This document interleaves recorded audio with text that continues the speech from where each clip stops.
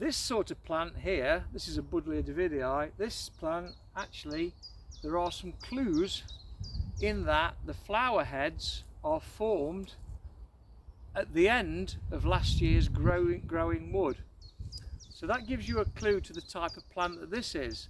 This is the sort of plant that will grow and then flower on its tips of new wood. So this flowers on new wood.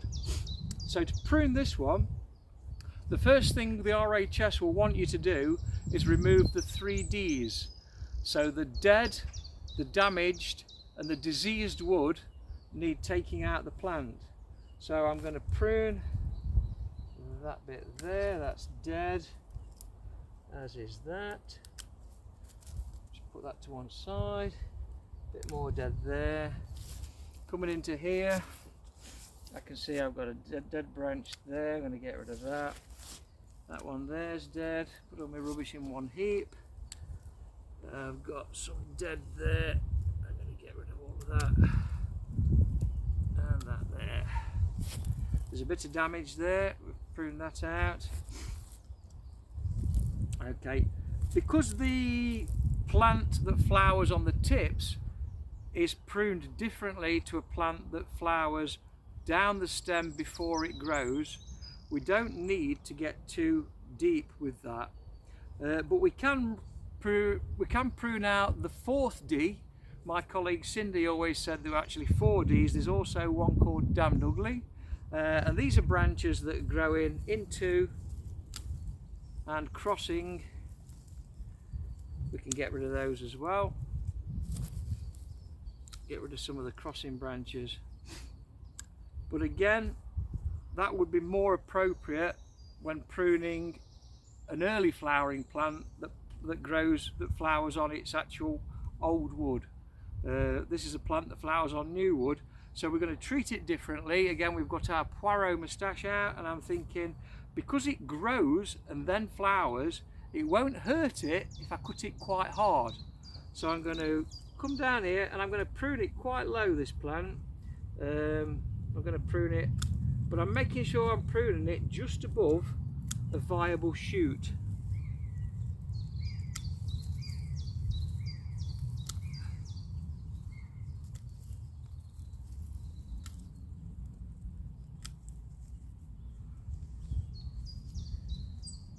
That one there, not as low as that one.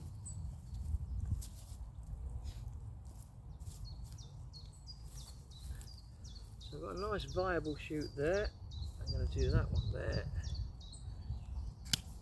This one I'm going to prune to there. We've got a dead branch there that I didn't take out earlier, which I've just took out now. This one here is not looking too healthy, and also it's growing away from the main plant, so I'm going to remove that one completely. And here we've got some nice vibrant growth there, so I'm going to prune that to there and that to there, and I'm going to make that one there. Another bit of dead. I've got some spiddly crossing branches which I don't like too much.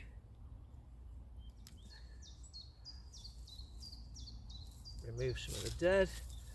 Also, I can see now there's quite a lot of weed around the base, so while I'm in there, I'm just going to try and pull as much of that out as I can to take the competition away.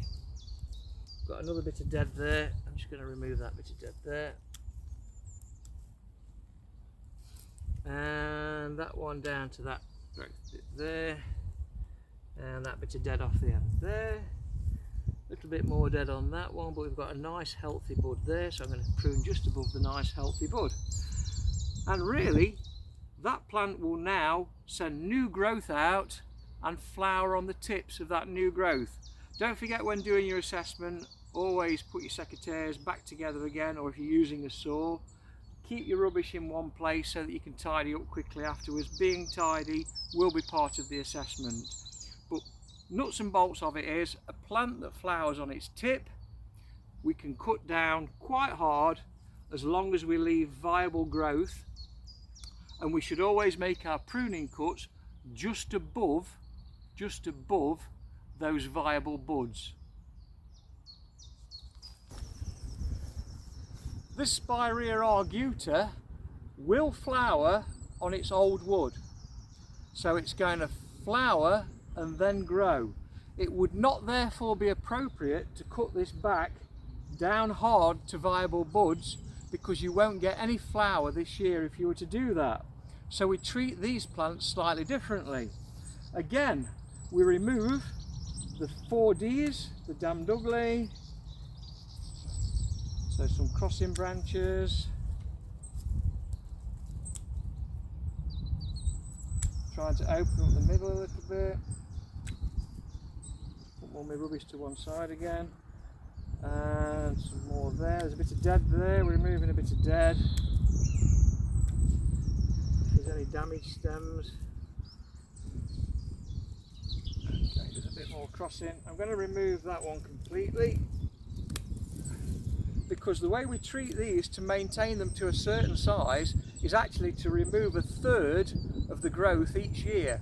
So no stem on the plant should be older than 3 years old, and as a consequence we're always going to get that flower in the spring, and we're always going to then maintain the plant to its 3-year height. So what I'm looking at now is I'm removing some of the older stems. They're usually slightly darker in colour, although they can be, depending on the plant, that can vary. Sometimes they are lighter in colour. You can see I've got quite an old stem there. I'm going to take it nice and low.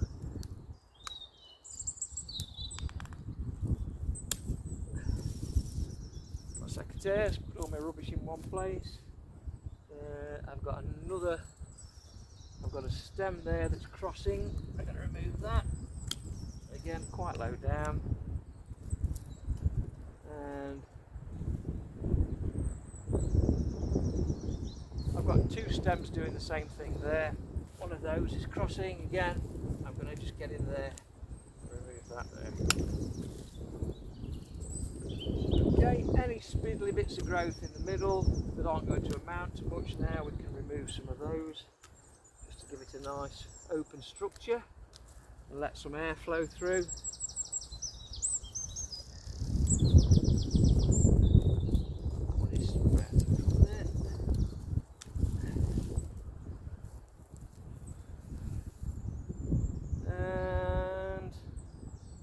Not looking too bad now, just a spiddly one there. I'm just going to take the top down there.